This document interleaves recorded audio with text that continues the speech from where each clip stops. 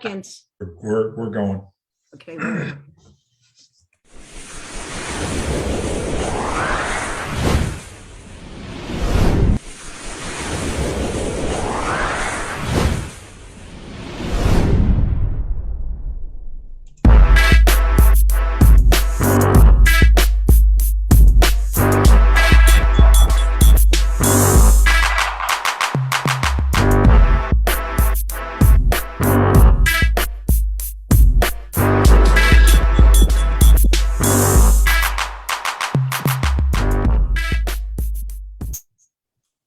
Thanks for joining us today for Master Coach's Wednesday Weekly Buzz and our after show Buzz Reaction. I'm Ruth Nelson, joined by Hall of Famers Mick Haley, Bob Bertucci, and Brian Gimolero, bringing you the most current issues and trends in volleyball. Our weekly news show has leaders in our sport provide their perspective on the questions that are asked, along with a discussion on topics that are current and ones that are affecting all of us.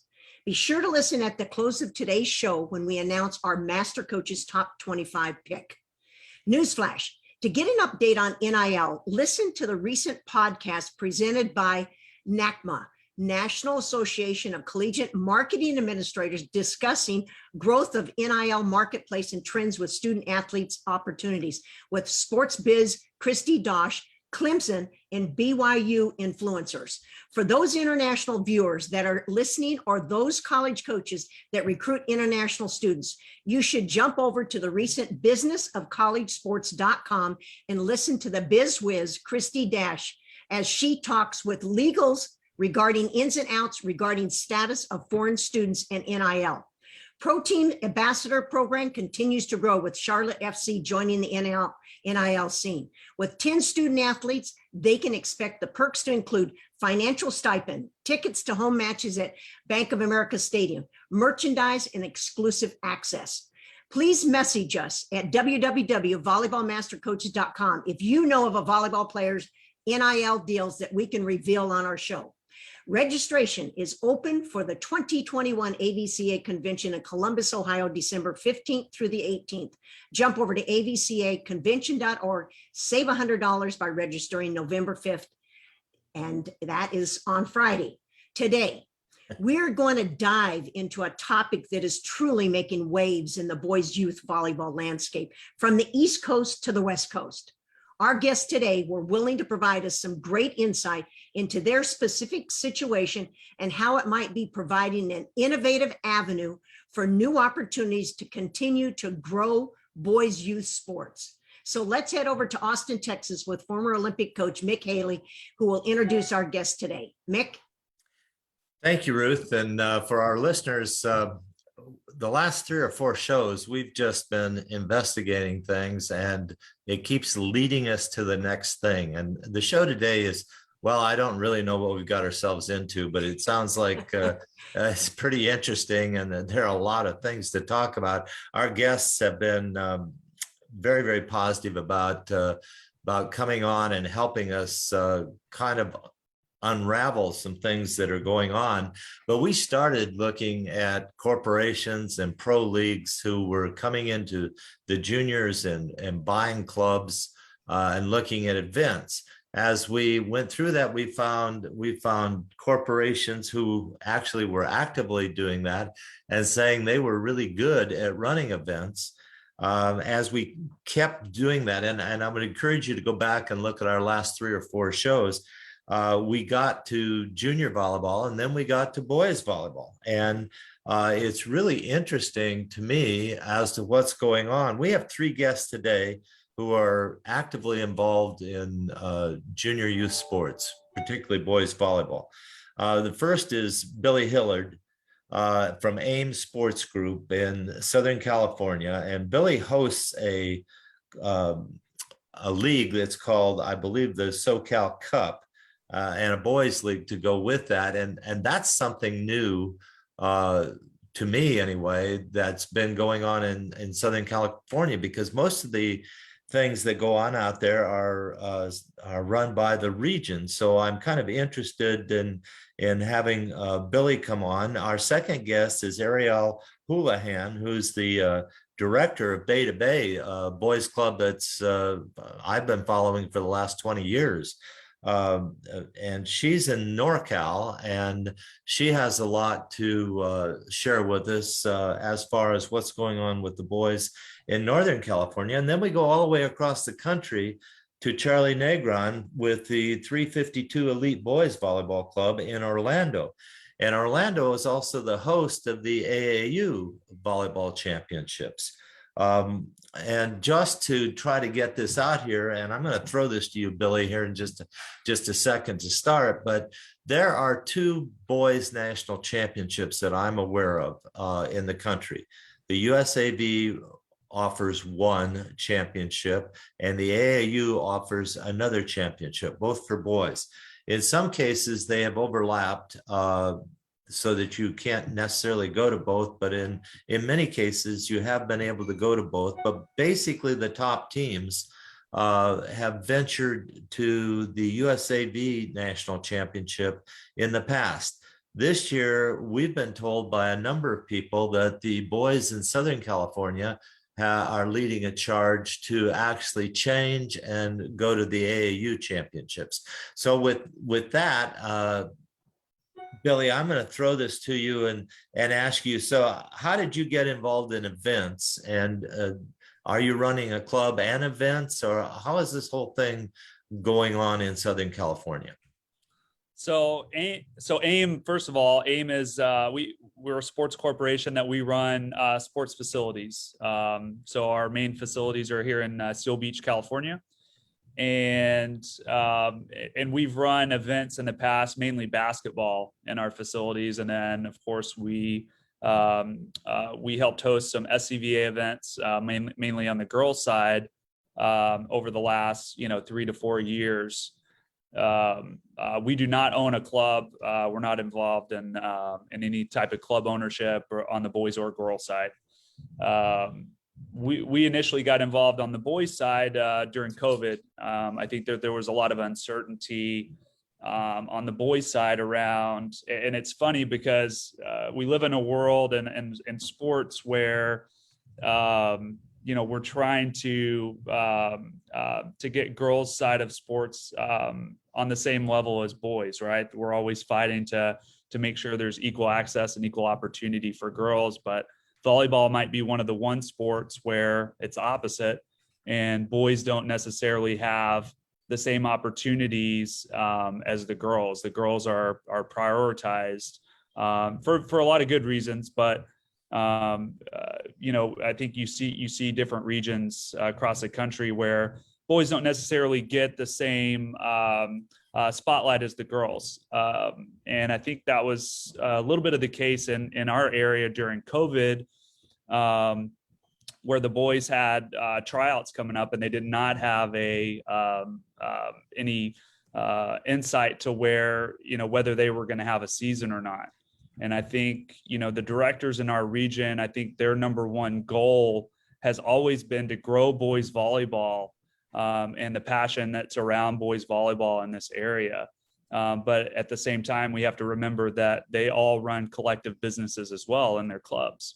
And the uncertainty that COVID brought, I think shifted the mindset a little bit in terms of needing a little bit more flexibility and a little bit more control in the success of their respective businesses.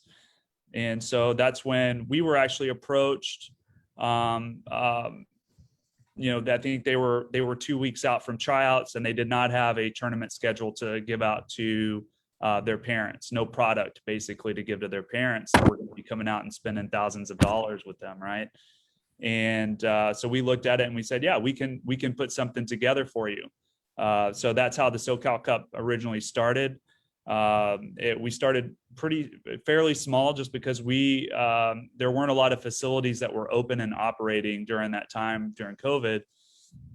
And so we took on a small portion of the boys teams in this area. As we went, and as the season progressed and CIF season got delayed for the boys, we continued to host, we continued to add teams, and we progressively got larger and larger and more involved. And we kind of culminated our season with end of year tournament in June before USAV Junior Boys Nationals that we ran here in Orange County with teams coming in from across the country. And so, Ariel, how did that affect you in Northern California? Well, for the majority of COVID, we practiced for, I mean, it was about a year and a half that we practiced. We were running grass volleyball club out of the San Jose Giants minor league baseball stadium. And we were setting up grass nets and we practiced for about a year and a half. Unfortunately, in Northern California, we didn't have any events, anything that we were able to go to until May of 2021 was when we finally were able to go to events. SoCal Cup had been run the entire time, which was an incredible accomplishment by not only Billy, but the rest of the club directors in Southern California, to be able to keep kids playing during that time. But then once things started to open up a little bit more, we were able to get to events, and we were able to get down to Billy's event at SoCal Cup this past summer. And we're planning to go again in December. And obviously, just like in every industry in the world right now, everything's changed since COVID has happened. And so we're starting to deal with the ramifications of what has gone on and who has worked during this entire time to create stuff for kids. So we're trying to create our schedule right now. We're not exactly sure what the landscape looks like right now. My own personal club, what it looks like for Bay to Bay is that we're taking a hybrid approach to this. There are USAV events that are taking place that we are signed up for right now. We're still playing in our region. We're also going to SoCal Cup. We're also going to a tournament in Milwaukee that is a new AAU event in a couple weeks. A couple of our top teams will be attending that event. And we do have the plan to attend AAUs this upcoming summer. We have heard the rumors that USA Volleyball is putting on a national championship, but there has not been any press release that has come out stating where and when that is going to be. We have heard it's going to be in Vegas. We have heard but I can't make any plans with my club and show my parents what we're doing until that is released. That's where we stand for our schedule right now. That's pretty clear. So Charlie, all the way across to Orlando, how has this affected what's happening on the East Coast? Well, in our site, we have fortunately, we have the opportunity to practice in small groups. Once everybody else is trying to practice like a big group, so we decide to make a plan and do 4x4, 6x6 and 6, modify the course, having one court in the middle with like empty, and then we can have a little bit more competition. But we, as a club, we all always going outside of the state.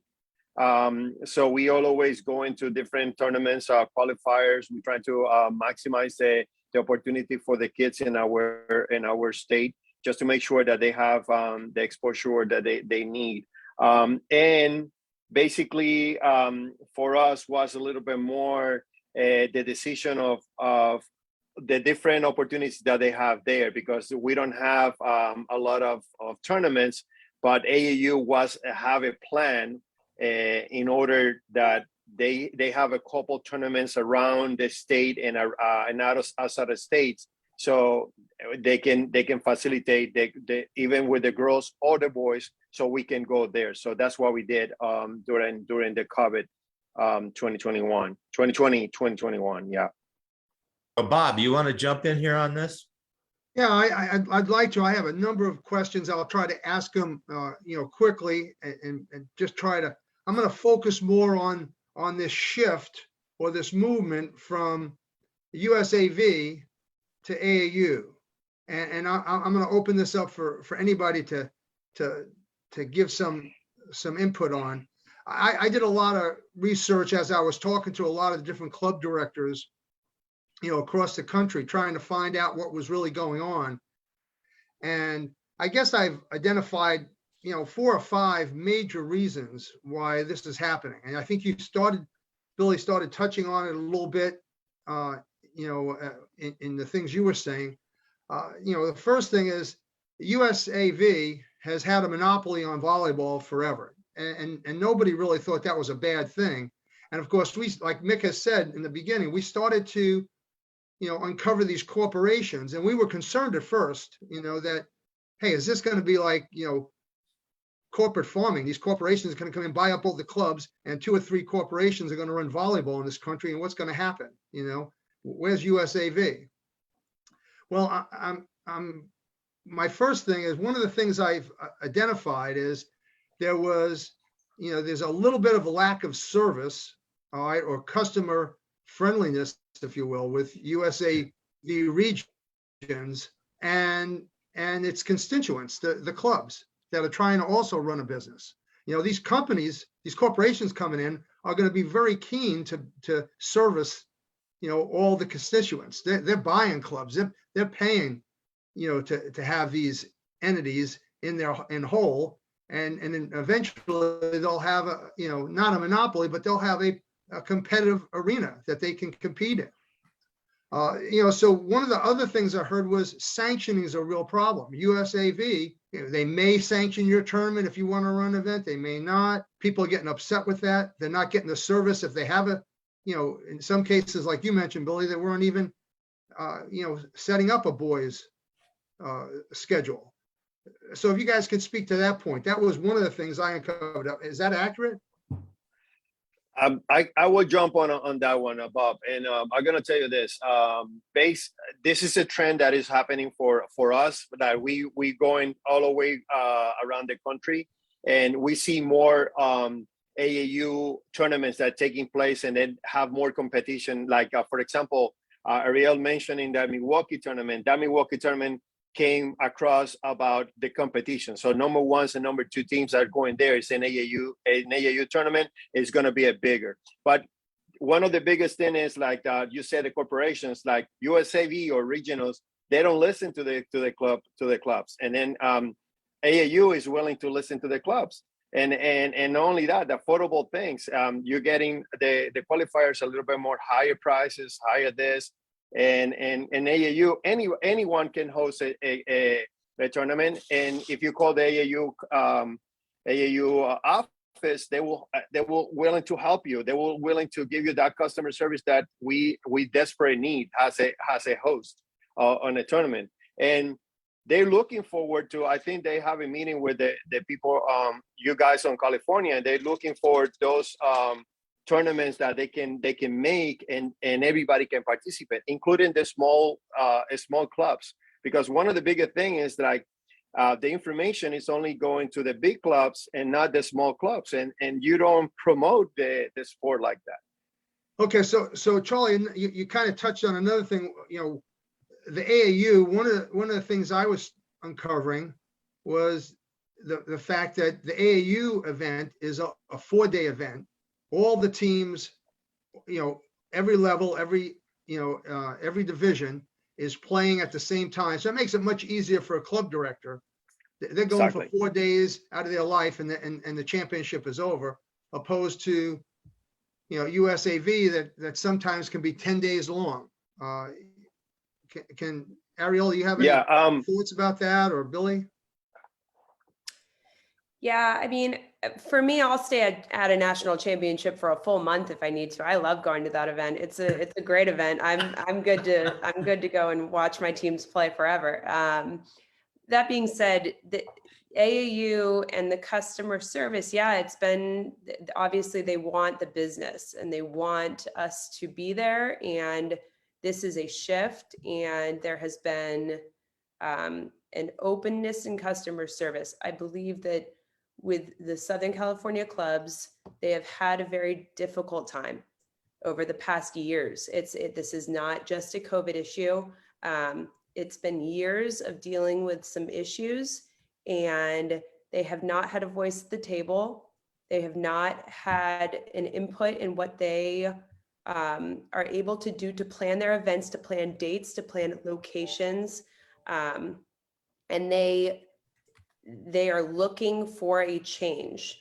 And for us as boys volleyball, not only as Northern California, but as boys volleyball, I believe it's our job to grow the game in the right way to keep us together and make sure that we are creating the best competition for our kids.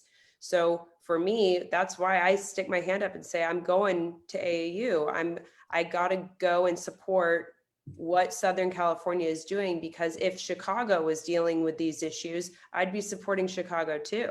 And I'd be supporting Florida as well if they were dealing with these issues. Yes, Southern California is dealing with them in a much more drastic way than the rest of the country, but they're still dealing with them. And in Southern California is important to us because Southern California membership is up 27%. It is absolutely booming in Southern California for boys volleyball.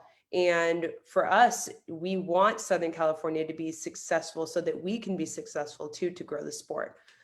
So Billy, you're a corporation. I mean, you're basically, what we were talking about in the last 3 weeks, and you've come in now and offered an alternative. All right. And just so like, and corporation sounds bad. Like we're basically a mom and pop. We have one owner. We have one owner, and his son actually plays. He had a daughter that played at SC. He has his oldest son plays basketball in college, and then his youngest son is a junior at St. John Bosco he plays volleyball. So he's very involved in the club volleyball world and wants to see it grow. And one of the reasons we decided to jump in head first with this is because of my boss, our owner, his passion for sports, and he's a SC alum. He played baseball at SC, and he's been involved in the world of sports for a very long time. So with that being said, I know that the going back to the talk of USAV having a monopoly on volleyball for such a long time, and Bob, you said that's not necessarily a bad thing, and it hasn't. My viewpoint of that has always been, with us being involved in the basketball world as well and seeing how fractured that world is. I've always told the basketball tournament directors in this area, like, you guys need to follow a USA volleyball model. There is value in that model, and knowing that kids are signing up and playing for something significant, knowing that there's an end game, and you're not just playing in another tournament just to play in another tournament. There has to be a means to an end with these tournaments, and there has to be a progression, and it has to build to something. And basketball has really lacked that over the years. And so my suggestion has always been the USA volleyball model suggestion. So I don't want to knock that at all. Now, I think that there are some, the dichotomy between the USAV national office and the regions, there is some fracturing there that needs to be solved so that the customers are better served. I believe, and I truly believe that USAV national office wants to grow the game, and that is their ultimate goal, is to grow the sport. But I think there needs to be more work between the USAV national office and the subsequent regions across the country to make sure that happens. Okay, so let's look at this from the AAU standpoint, who was heavily into basketball. All right. Is that something for volleyball people to be concerned about? Because the other thing is, one of my other points is the fact that the AAUs, one, it's cheaper for them to go to their national championship. Well, if you win a qualifier, it's free to go. I think the problem with AAU basketball is a lot of basketball programs say they're AAU, but they're not really AAU. They're not AAU sanctioned. They're not following AAU rules. They're not following that structure that leads to a national championship. They're just saying that they're AAU and they're just running these, outlying tournaments just to make money, basically, right? And I think that's where the problem is with basketball, and the huge difference between basketball and volleyball is they're always has always been the meaningful tournaments. Now, I think the difference with boys and girls volleyball and the AAU standpoint is there's always been dividing lines between girls across the country playing in AAU versus USAV. There's a lot of split there, but there's never been a split in boys. I think the boys have always been so concentrated across the country. And Arielle, you could probably, and Charlie, you guys could probably speak to this a little bit better. But from my experience in looking at this is that the boys need to have they need to be in lockstep in the decisions that they're making, because the talent isn't spread out like it is on the girls' side. For a meaningful tournament, national tournament to happen, the boys need to be in agreement on where they're going to play. Right. Hey, Bob, you have about 2 We're minutes. obviously going to have Bob, to extend. You have about 2 yes. minutes before we break. Well, yeah, I think we're going to have to extend. Hope you guys can stay on because Brian has some questions and Ruth is going to have some questions. So I'm just going to finish up right now with one about, the cost involved. When I was doing this research and talking to different people across the country, the fact that, AAUs is, in Orlando, the national championships, and everybody knows that in advance, like Arielle was addressing, it makes it a little easier to plan. It's a less expensive city to come to than some of the other places when it's being moved around the country, as being, another reason why it's attractive to the boys, especially don't have as much money, in their programs as maybe the girls' programs. And then this whole pay to play thing is a whole nother issue that, is required by USAV, but I understand that maybe it's not required by AAU. So why don't you guys think about that a little bit? And Ruth, I'm going to bounce it back to you. So, you can, Oh boy, I love it. switch us when you need to, and you guys can, answer those questions. I never heard of you stopping that early. All right. Take advantage of Master Coach's Stream 18 full-length on-demand video series by heading over to Instagram, VB Master Coaches, or our website at volleyballmastercoaches.com and register for the newly released 18 video training package hosted by Coaches Insider. Missed one of our shows? Jump over to Instagram and click on our YouTube channel. Follow us on Facebook, Volleyball Master Coaches, Instagram, and Twitter, VB Master Coaches. Want to make a difference? Please remember to renew your AVCA membership, this one organization that represents all coaches at all levels when lobbying for changes that are needed in our sport. You can make a difference by registering at avca.org. We now are closing out today's buzz, but we will be extending to buzz reaction. It now will be a discussion that's being continued. So make sure that you stay on. And we want to have a special thanks to our Buzz and Buzz Reaction digital partner, Dr. John Foreman, for being part of our show and being a micromanager and a micro influencer, both, because he manages us. All right.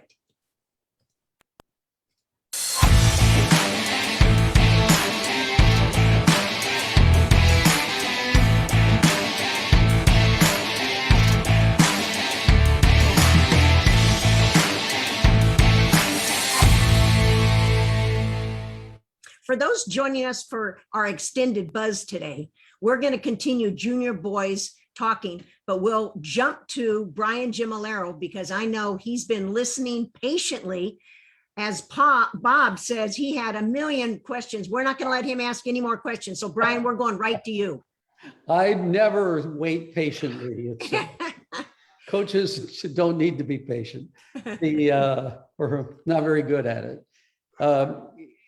I heard a common thread, and all three of you have said the same thing. There seems to be a miscommunication or lack of communication or lack of the USA following through, or USA, where does it break down? For example, Arielle, you said that there's a USA tournament at the end of the year. We just don't have any dates. And how do you qualify it for it? Billy, you stated that that the tournaments have the good thing about USA is that you're playing for something. So how do we fix that? And what do you guys see? Where's the breakdown? How do we fix that? And what would you like to see happen? Any one of the three of you. You know, I don't know if there's an easy answer to that. I think that's where a lot of this comes from. Yeah. We have gone in circles in a lot of calls on this because this has been a very difficult question to answer on how do we make this. Do we do bids? Do we do no bids? Are we chasing bids? Is there flexibility in what we do? The biggest thing for all of the club directors that everybody has been on a very similar page on is that we just need great events for our boys to play in. Whatever that means, we can figure that out, but we haven't had the greatest events for us to play in. And so as long as we can create a schedule of high level competition, we will figure out what the structure of it looks like. I think it's a running conversation, but as long as there is a voice at the table from the club directors, we're able to make that work. I think it's incredible what SoCal Cup has done because there's a bunch of people competing against each other in Southern California that have worked together for the betterment of the kids in Southern California. And so as long as they have a seat at the table and they're able to make real changes with what's going on, everybody's okay with still going the way that they're going. Charlie, you said about a seat at the table, not listening. Where is that? What does that actually mean? It means that, for example, if you have an idea, we are always trying to do better things for our boys, especially in Florida. We don't, California, the West Side, they have amazing teams, and we are always searching for that excellence and that competition and that way to improve our kids. That's why we are always going outside of the state. But at the same time, we going back to the region and trying to find a solution about it's corporate. Everything is set up in stone, and nobody can if you are not affiliated or friends of with the same office, you are not part of the group, and that's a big thing. So on AAU, it's more than a friendly or family conversation. You can call and they said, I need help to do a Grand Prix, for example, a super regional. And they run with you and they said, yes, what we need to do, who we need to contact. And those kind of stuff. Like, for example, when they last year, when we went to AAU, we asked the directors for AAU, hey, can we have more competition? And they willing to search those clubs. And they went to California. They sit down with the club directors and said, are you willing to come to us? We have something for you. We want the business, like Ariel says, we want the business. So that's help us in Florida. But if the same situation happened in any other part of the country, we will support them because they're trying to do a structure. Not only that, they planning to do tournaments around the country. Like, for example, they talking about doing 2 tournaments in Chicago, doing another tournament in the South region, like Arizona size. So they have, but with the competition of the best teams. And that's how they look at it. And as Bob says, the super regional, the Grand Prix, you pay for it. If you win, you qualify for open debate, and plus you have the free entry for the AAU tournaments. So that's a done deal, actually. Well, how about, Billy, do you have any sanctioning problems with USA Volleyball or SoCal Volleyball? I think it goes back to somebody mentioned earlier about corporations coming in and taking over, the volleyball entities. I think it's important for everybody to remember that each USA Volleyball subsidiary, each region is its own company. They answer to only themselves. and they have sanctioning power. So I think that's where the disconnect is. There's not a lot of oversight from the USAV national office and the regions. So if I wanted to sanction the SoCal Cup through USA Volleyball, I can't call the national events office to get a sanction. I have to go through the region. And do you think that they would be open to necessarily doing that always in every region throughout the country? Not necessarily. So I think that's kind of where, the disconnect is across the country between USAV, national office and the regions. So I think Billy just hit on a big thing, Brian. Yeah, all three of you identified the same thing. There's a breakdown, disconnect with the regions, and the regions are all different and run differently, and power structure is different, and who's in charge and how much power they have. It seems to be the problem all three of you have identified. Yeah, I remember years ago, I was on the board of directors for USA Volleyball, and every one of the regions were also involved almost at the board level. All right. And they actually came to national championships, and and there was, discussion, and there was somebody from the region that actually represented all the regions on the board. And there wasn't the disconnect that Billy just addressed that there is now.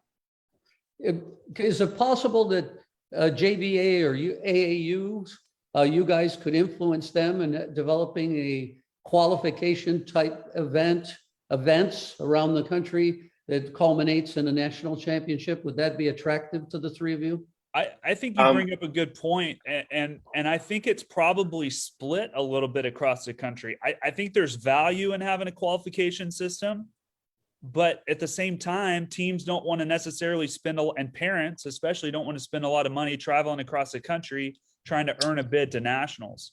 So if you if you own a club and you can set your schedule for the entire year, budget for your parents for the entire year, and say, look, these are each of the tournaments we're going to go to, and have that set in stone before the season begins, it makes everyone's life easier. I think there's a lot of fun for teams that are getting to travel and pick up different qualifying tournaments throughout the season and go to different places. But at the end of the day, it stretches people very thin. And if you're a club director and you have to go back to a team and say, look, your team didn't qualify at this tournament, do you guys want to spend more money and go to Philadelphia or wherever now? It puts a lot of pressure on those parents to comply and spend more money. Well, there was a model in the old days for girls in Southern California and throughout the country, and there weren't qualifications tournaments. There were, in your region is where you had a league and you developed points. And if you got enough points based on population, those were the number of bids that came from that area. So there was no extra money spent, but if you wanted to go to a national tournament, you did have to play in the qualifying tournaments to gain points.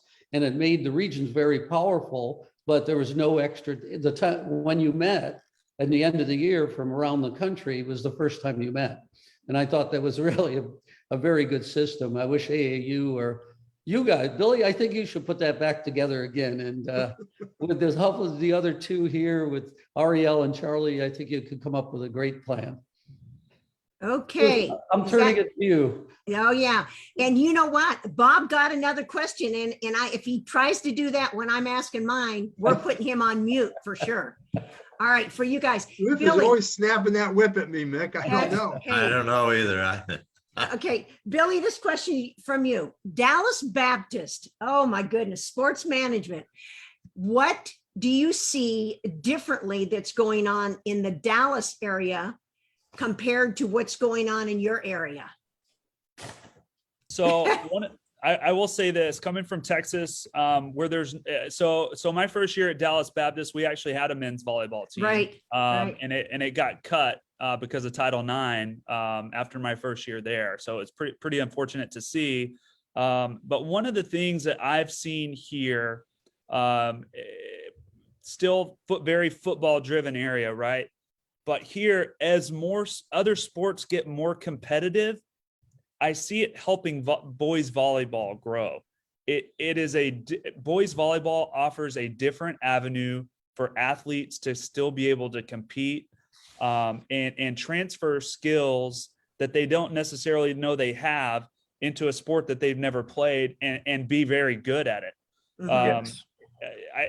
We're in the Los Alamitos school district where we are.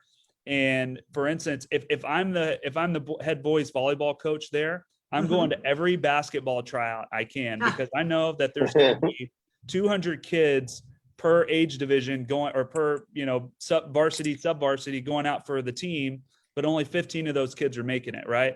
Yep. So then you have basically 180, 175 kids that you can pull from that have skills to play volleyball that just need a little bit of refinement.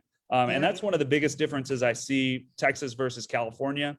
As sports get more competitive in California, it's only going to help and allow boys volleyball to grow.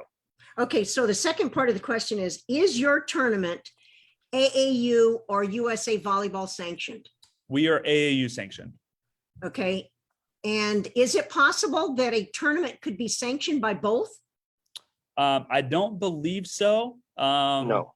We have not went down that pathway. Okay. So that's all right. Ruth, can I jump in and say, what does it Thanks, mean to Mick. be sanctioned? Oh, What does come it on, mean to Bob. be sanctioned? Just a clarification. When you say sanctioned, does that mean insurance? What does that mean? And I think the biggest benefit of that is the insurance for the players, the parents, the coaches, the directors, to know they have that safety valve in case something happens. To know that there is a governing body that is controlling the parameters of that tournament as well, from roster management to making sure that that coaches are background checked, all of those things that go into that to ensure the safety of the players, the coaches, and the parents. Okay, so Ariel, I got a question for you. So you're going to register with USA Volleyball and AAU, is that correct? Correct. Okay, so that's an added expense to Yes. your parents, correct? Yes, correct. Okay, so do you host any AAU tournaments, specifically your club? We do not. You do not. Is it because of not a facility or because you just haven't had one in that area? It is because we are navigating a new land of boys volleyball right now. Okay. And we are trying to figure out what the best competition schedule looks like. We are currently looking at potentially starting one. Okay. But we are not exactly sure what it looks like right now. We're going to attend this Milwaukee tournament with our 18s and 17s team, which is a new event this year. We have never had to go to new events before. Okay. All right. We've had our schedule set since my husband and I took over this club. And we've traveled and we've made a commitment to travel because we want to outreach to the rest of the country and not just stay in California to play volleyball. We want to travel and we think it's important to travel. But we are not sure exactly what it looks like right now. And we are very open to creating a new schedule that best serves the kids in our club. Okay, so would you keep us informed as you're charting this new path?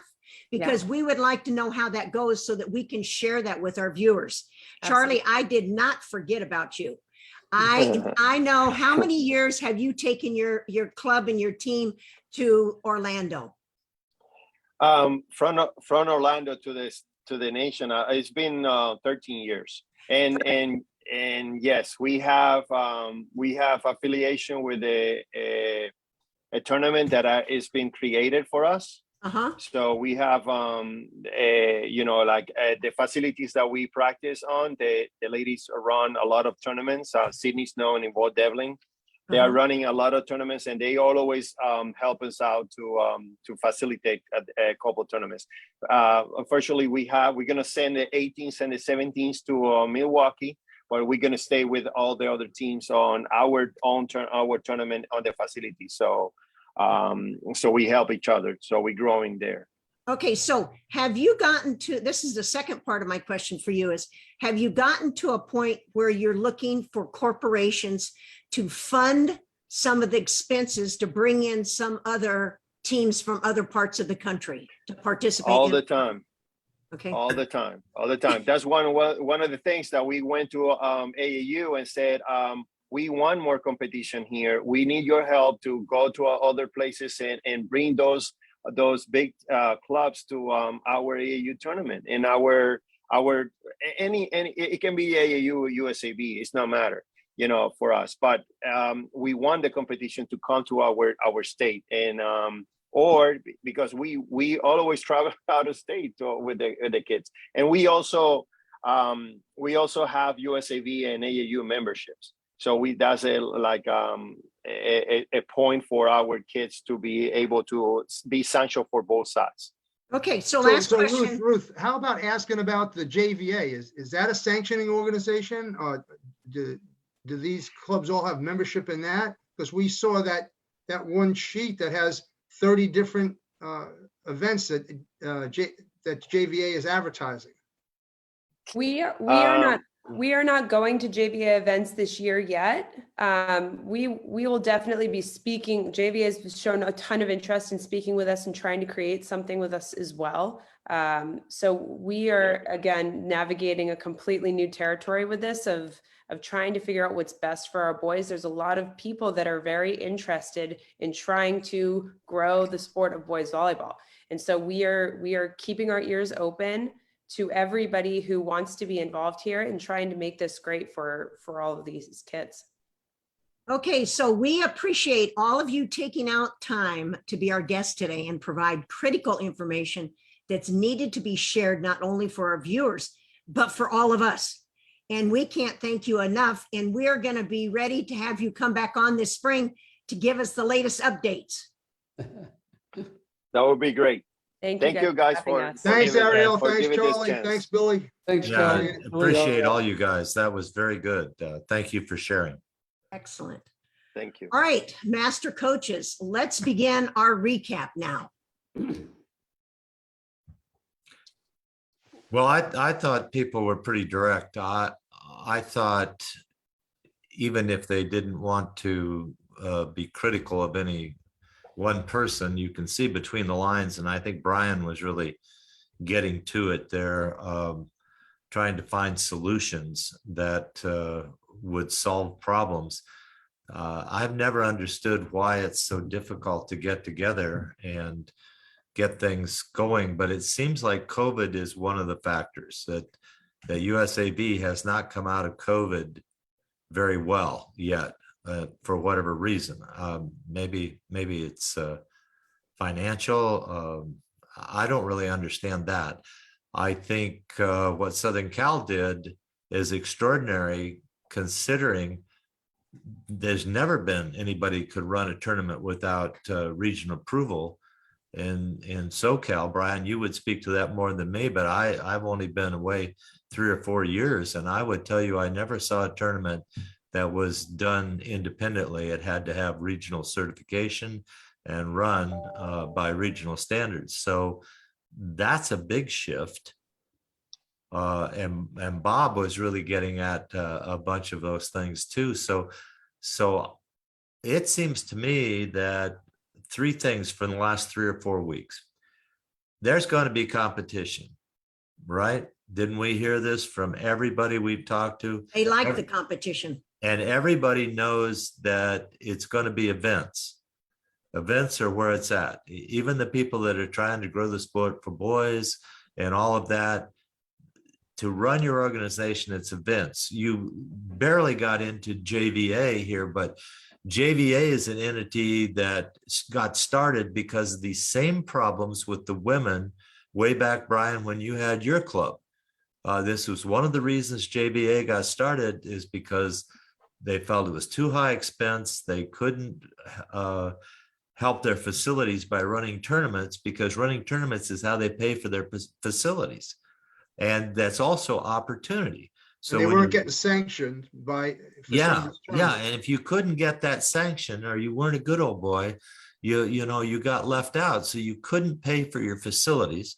But again, I go back to the one thing: events are the critical thing to focus at, and everything sprouts out of events. The kid, I'm 27% increase in SoCal boys. The one question we didn't get answered is, what is it across the country? Because we know boys volleyball in the collegiate level is the fastest growing sport in college. Is that true in juniors? And if that's true in juniors, holy cow, the number of opportunities needed to handle this increase of boys is going to be phenomenal. And that's a growth area, and that's an income area also. So that's kind of how I get through the muddle a little bit. Where are you guys on this? Okay, so I have a question. Why can't an event be sanctioned by both?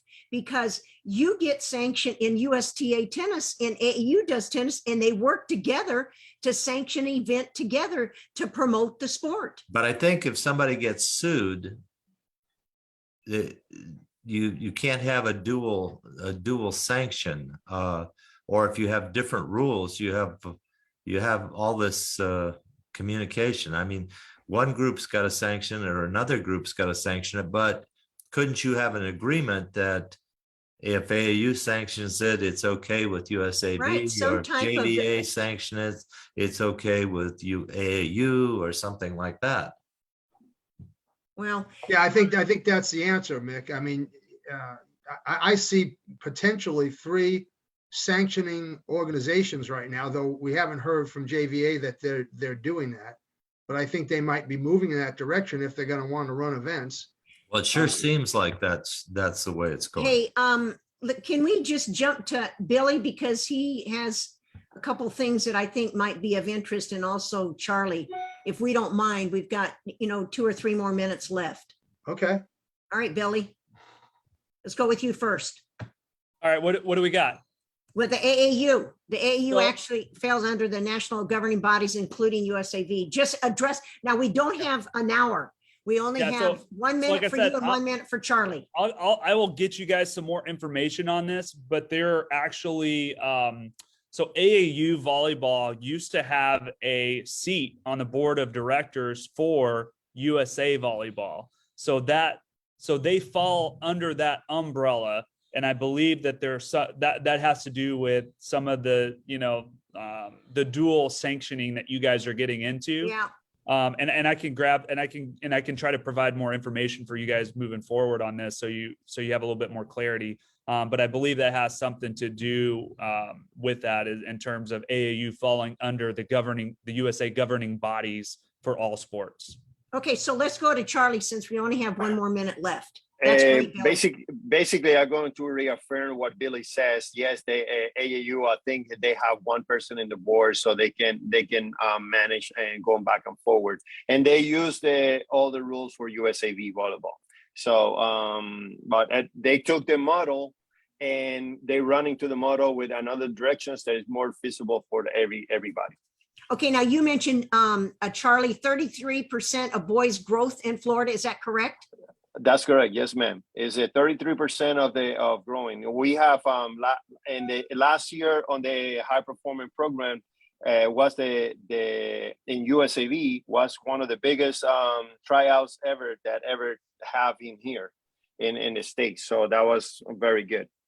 Okay, thank you very much. You're welcome. Guys, do you have anything left? Because we've got I about have a 1 minute. question. Does club volleyball have a seat at USA Board of Directors? Billy, do you know? In what instance?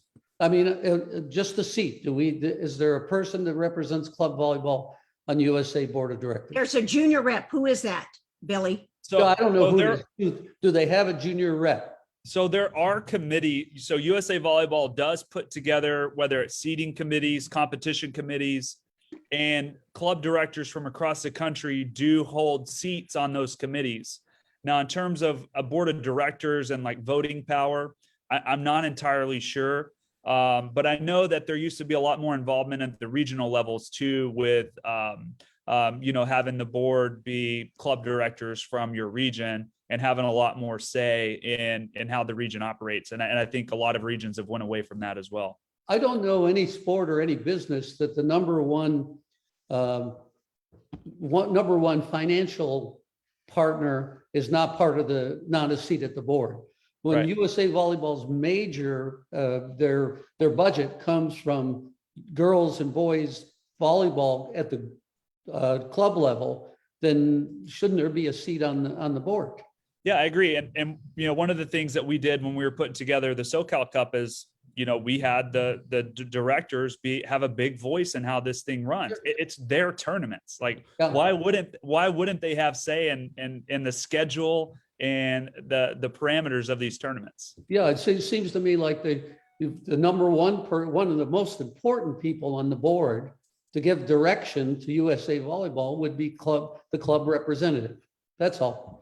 Okay, so let's jump the master coaches top 25 ranking, and let's go to you, Mick. Well, it's interesting. What we don't have up here is the NC2A committee came out with their top 10 choices that they think the highest ranked 10 that would get into the tournament. And BYU, which in our poll is number 6, and AVCA is number 6, but RPI wise is 22, did not make the top 10.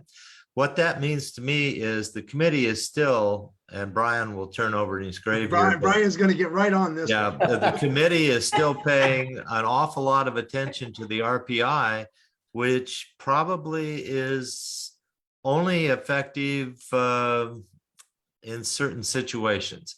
There are situations where teams get cheated a little bit. If you look at the top 4 teams, the RPI is the top for the top 4 that we've selected. Our selection is Louisville, Texas, Pittsburgh, and Wisconsin. We have Kentucky 5th only because Kentucky hasn't beaten any of the teams, haven't played any teams so they can beat them at the top level. We have to give Louisville credit at number 1, even though the AVCA coaches don't, but the NC2A committee that's not up here listed Louisville as their top choice. And I think it's because of their body of work. They have beaten 6 or 7 top 15 teams, and they've taken them on. So I think you have to give them credit, even though Texas is scary, scary, scary. I mean, But isn't it true, Brian, that works if you're playing those teams? But if you're in a conference where you don't have the opportunity to play those teams, even though you might be winning, it ends up hurting you in the RPI? Sure, look at USD. Now they're 43 in RPI, and each week they go down. They win and they go down in the RPI. And it doesn't work. I'd be very interested in finding out the criteria for NCAA top 10. The RPI is not a bad tool. It's just part of the tool that's necessary to pick the best team. Okay, we have third. So somebody's got their volume up. Oh, we have 30 Ruth seconds. is Darth Vader all of a sudden. Yeah, ruthless. We have 30 seconds. Mick, why don't you finish what you were going to say? Just going to say the criteria is they have regional representatives, and each region was giving input to the committee. And that's what the committee head said is how they came up with this in answer to your question. And the other thing is no West Coast team in the top 10. Pretty amazing, huh? Yeah, that is amazing. Okay, guys. Oh, whoa, somebody turn your volume down, somebody. Oh, Well, that was Charlie. You can fake it. You can do it, Ruth. You can do it. Okay, here we Have go. confidence. Whoa. A very special shout out. Somebody still has their volume on here. Somebody. Just keep going. We Ruth. like the way you sound like that, Ruth. You like Darth Yeah. Vader? Oh, ha ha. A very special shout out to over 100 guests who have shared their insights with us and our viewers over the past 75 weeks. For those coaches that are interested in our consulting services, please go directly to our website and click on our contact form, and we will look forward to customizing an in-person virtual clinic. Hall of Famers with years of success. I'm waiting for everybody to mute so I don't mute everybody. Bringing you drills across all positions, teaching key words for all ages and ability, and offensive and defensive strategies, and much more. Don't forget to take advantage of our Master Coaches Stream 18 full-length on-demand video series by heading over to our Instagram, VB Master Coaches, on our website, volleyballmastercoaches.com. And you can get access to the newly released 18 video training package hosted by Coaches Insider. 2021 convention in Columbus, Ohio is AVCA, December 15th through 18th, and you may jump over to the avcaconvention.org to register today and save $100. Be sure to tell your friends. Guess what? Weekly news show, and don't forget to send your questions or your feedback from our buzz or buzz reaction. And I think what we're going to work on is making sure you're not looking on your videos for Facebook, because somebody still has on their background noise. So thanks for joining us today as we venture through this technical issues with all these experienced men coaches, and we will see you next week on the Buzz.